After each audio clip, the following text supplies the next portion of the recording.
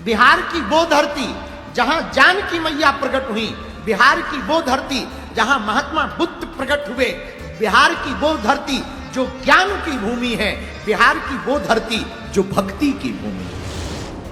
क्या बागेश्वर बाबा ने बिहार में बदल दी चुनावी बयान?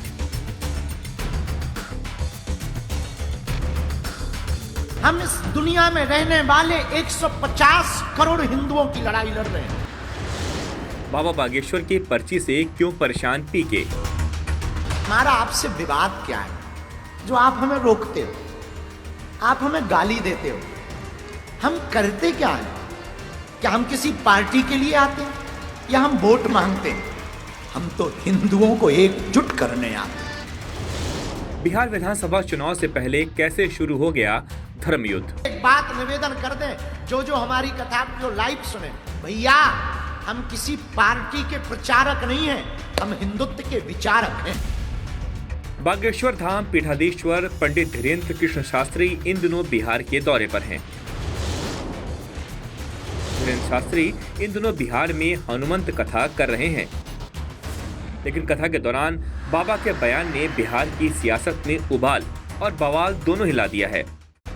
दरअसल कथा मंच से बाबा बार बार हिंदू राष्ट्र बनाने की बात करते हैं, तो बिहार में आरजेडी और दूसरे सियासी पार्टियां इसमें बीजेपी का एजेंडा देख रही हैं।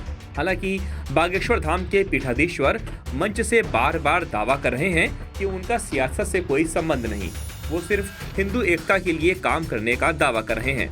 लेकिन विपक्ष का आरोप है कि बाबा बागेश्वर बीजेपी के एजेंडे पर काम कर रहे हैं। अब चुनावी रणनीतिकार से राजनेता बने प्रशांत किशोर बाबा के बयानों से भड़क गए हैं। प्रशांत किशोर का कहना है कि भारत संविधान के सिद्धांतों पर चलता है, न कि किसी बाबा के आदेशों पर। प्रशांत किशोर ने भाजपा नेताओं को चुनौती दी है कि यदि वे सच में हिंदू राष्ट्र बनाना चाहते हैं तो इस मुद्दे को संसद में उठाएं। वहीं आरजेडी और कांग्रेस समेत अन्य विपक्षी दलों ने भी बाबा की हिंदू राष्ट्र वाले बयान की आलोचना की है। तो वहीं पूर्णिया से निर्दलीय सांसद पप्पू यादव ने बाबा को तुच्चा और नटवर लाल बताया और कहा कि बाबा जी मार्केटिंग करते हैं। वहीं राज्य की पूर्व मुख्यमंत्री राबड़ी देवी ने कहा कि बीजेपी में हिम्मत है तो हिंदू राष्ट्र बनाकर दिखाए। तो वहीं इस मुद्दे पर बीजेपी खुलकर बागेश्वर बाबा के समर्थन में कूद पड़ी है। लेकिन राजनीतिक हमलों से बेखबर धीरेन्द्र शास्त्री की गर्जना कम नहीं हुई। उन्होंने कहा कि वो पहली बार बिहार नहीं आए हैं और पहले भी यहाँ आते रहे हैं। उन्होंने कहा कि उनके आने से अगर कुछ लोगों की समस्या हो रही है तो वो चुनाव के बाद दोबारा आएंगे।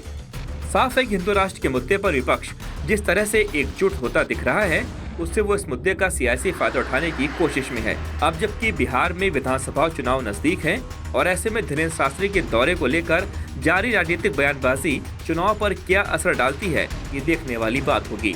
फिलहाल तो ये साफ है कि बाबा के बिहार दौरे ने चुनावी बयार में हलचल मचा दी है।